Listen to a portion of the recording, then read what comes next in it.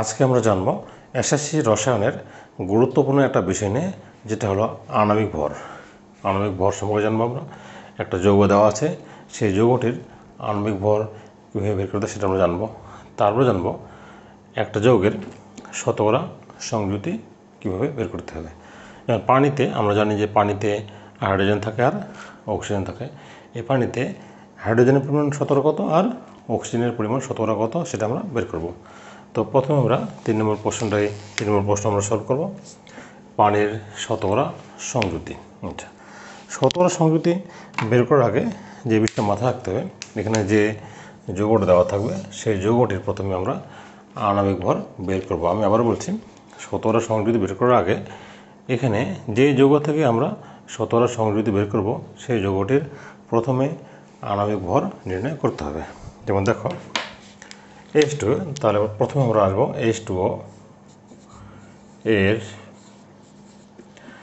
আণবিক ভর, পানির আণবিক ভর। আচ্ছা, আণবিক ভর বের করার নিয়ম আমি আলোচনা করেছি গত ক্লাসে। এখানে পানিতে দুটো মৌল আছে, একটা আছে হাইড্রোজেন আর একটা আছে অক্সিজেন। আচ্ছা, হাইড্রোজেনের পারমাণবিক ভর ইন্টু পরমাণুর সংখ্যা। তাহলে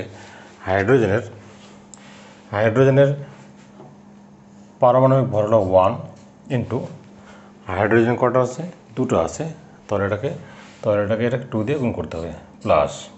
আমি আবার বলছি, এখানে যে মৌলটাই থাকুক না কেন, এখানে হাইড্রোজেন আছে, তা হাইড্রোজেনের পারমাণবিক ভর আমরা জানি 1, আর কয়টা হাইড্রোজেন আছে, 2টা হাইড্রোজেন, ওই জন্য 2 দিয়ে গুণ করতে হবে প্লাস।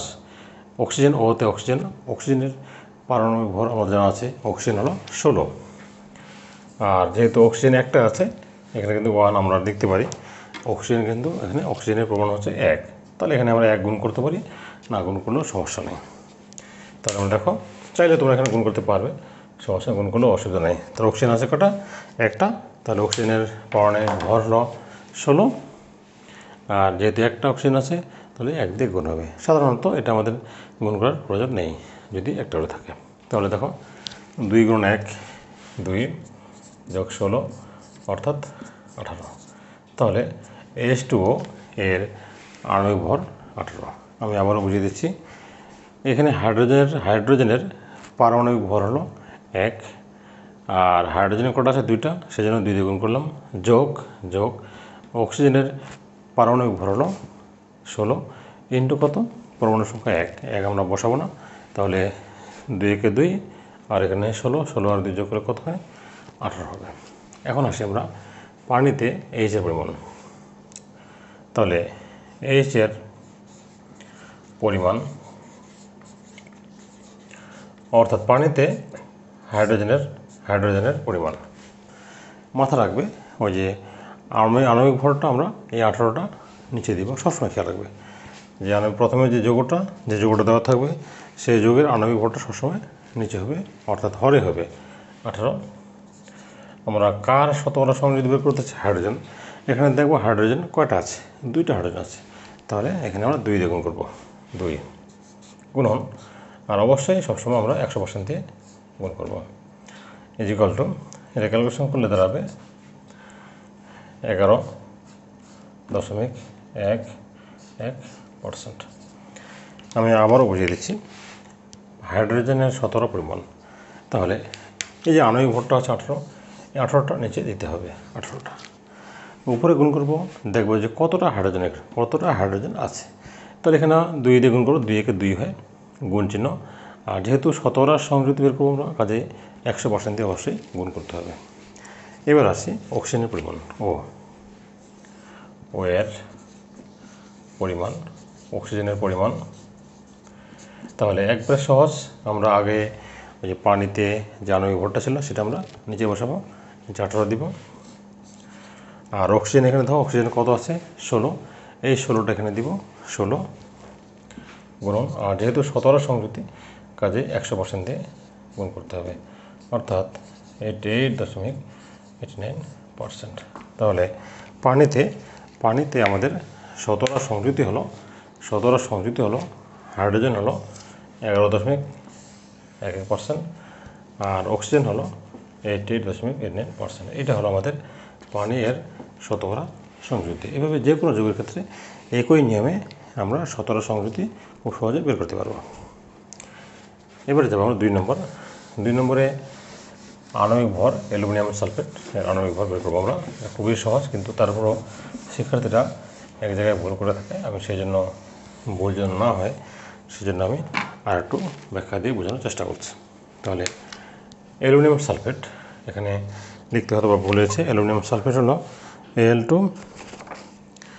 Al2SO, Al2 এখানে 2 হবে, Al2SO4 3। অ্যালুমিনিয়াম সালফেটের আণবিক ভর আমরা বের করবো। দেখো প্রথমে Al2 ব্র্যাকেটে SO4 বাইরে 3 এর আণবিক ভর। দেখো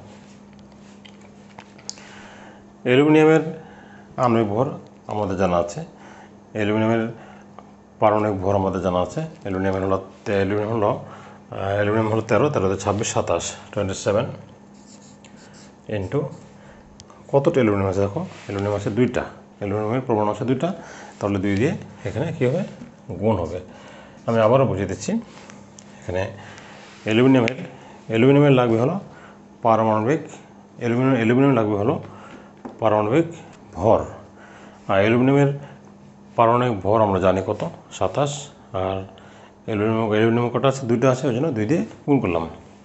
এবার এখানে অনেকে ভুল করে এখানে মাঝখানে আমরা কী চিহ্ন দিব, অবশ্যই যোগ চিহ্ন দিব, যোগ দিয়ে এখানে ব্র্যাকেট দিয়ে দেবে একটা তোমরা, ব্র্যাকেটের কাজটা আমরা ব্র্যাকেটের ভিতরেই করবো। সালফারের পারমাণবিক ভর হলো সালফার 16 দিয়ে 32 যোগ অক্সিজেনের আমরা জানি অক্সিজেনের হলো 16, তাহলে 16 গুণন 4, আর ব্র্যাকেট বাইরে আমরা দেবো 3 দ্বারা গুণ করবো। আমি আবার বলছি, অ্যালুমিনিয়ামের পারমাণবিক ভর হলো 27, আর 2টো আছে ওই জন্য 2 দিয়ে গুণ হলো।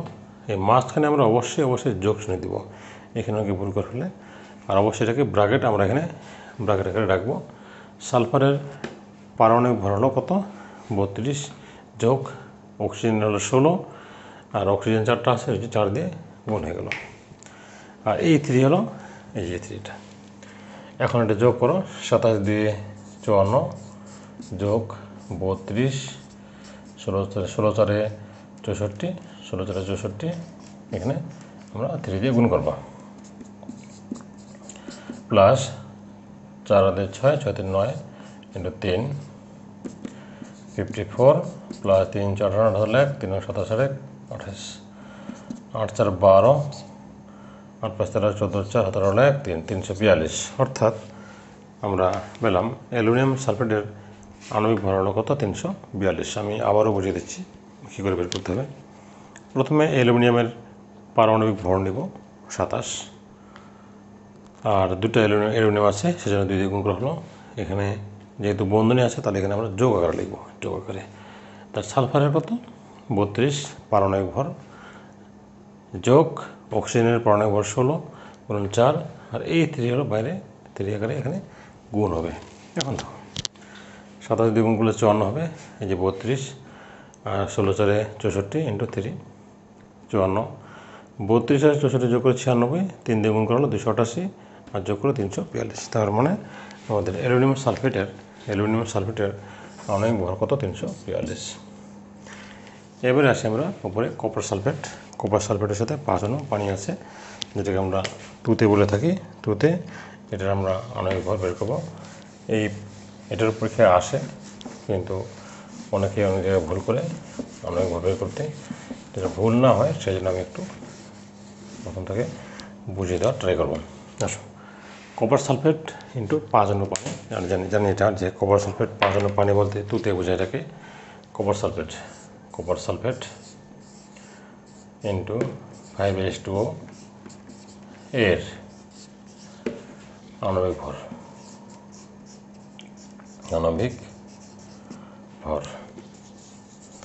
দেখো কপারের পারমাণবিক ভর হলো 63.5 আমরা জানা আছে, প্লাস সালফারের কিন্তু 32 32 দাও, যোগ অক্সিজেন হলো অক্সিজেনের 16, অক্সিজেনের পারমাণবিক ভর হলো 16, অক্সিজেন এখানে 4টা আছে, ওই জন্য 4 দিয়ে গুণ হবে। আমি আবারও বুঝিয়ে দিচ্ছি, এখানে কপার সালফেট আছে আর পানি আছে, কপার সালফেট আছে, পানি আছে। তাহলে কপারের পারমাণবিক ভর হলো 63.5 যোগ সালফারের পারমাণবিক ভর হলো 16 যোগ অক্সিজেনের পারমাণবিক ভর হলো 16 ইন্টু কত 4। এখন এই মাঝখানে অবশ্যই তোমরা যোগ চিহ্ন, সবসময় যোগ চিহ্ন পাবে। কপারের এখানে যোগ, সালফারের যোগ, অক্সিজেনের যোগ। এখন এখানে যে ইন্টু আছে 5 অনু পানি, এখানে কী চিহ্ন দেবো আমরা? সেক্ষেত্রে তোমাদের যোগ চিহ্ন দিতে হবে। এখানে অনেকেই ভুল করে থাকে, যোগ চিহ্ন দিয়ে 5 দিয়ে আমরা ব্র্যাকেট দিয়ে দিব। আবার বলছি, এই জায়গায় অনেকে ভুল করে, এখানে আমরা কী চিহ্ন দিব? অবশ্যই তোমরা এখানে যোগ চিহ্ন দিবে, কারণ এটা তো এটার সাথে যুক্ত আছে, ওই জন্য যোগ চিহ্ন হবে। হাইড্রোজেনের 1 গুণন 2 আর অক্সিজেনের 16, তাহলে হাইড্রোজেনের পারমাণবিক ভর হলো 1 আর 2টা হাইড্রোজেনের জন্য 2 গুণ হলো, আর অক্সিজেনের কত 16।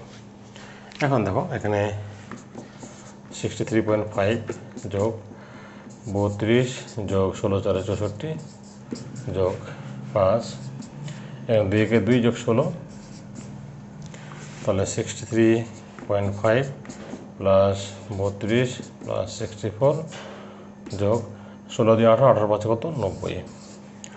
এখন যদি আমরা যোগ করি আমরা কত আছে দেখো, 0 4 2 6 6 3 9 6 3 9 9.5 বসাবো, আর এখানে 9 6 15 15 3 18 18 6 24, অর্থাৎ 249.5। এটা হলো আমাদের কপার সালফেটের আণবিক ভর। তো সেক্ষেত্রে আশা করি তোমাদের আণবিক ভর বের করতে আর শতকরা সংযুক্তি বের করতে কোনো অসুবিধা হবে না। আমি এটা আবার বুঝিয়ে দিচ্ছি, তোমরা ভুল করে এই জায়গাতে যে এখানে আমরা কপার 63.5 ঠিক আছে, এখানে অবশ্যই যোগ চিহ্ন দেবো। সালফারের 32, অক্সিজেনের 16, 4টা অক্সিজেনের 4 দ্বিগুণ হলো। এখন এখানে আমরা অবশ্যই যোগ চিহ্ন দেবো, এই 5 দিব, আর এটাকে ব্র্যাকেটে আমরা আলাদা বের করবো আলাদাভাবে। হাইড্রোজেন হলো 1, 2টা হাইড্রোজেন 2 দ্বিগুণ হলো, যোগ অক্সিজেনের কত 16।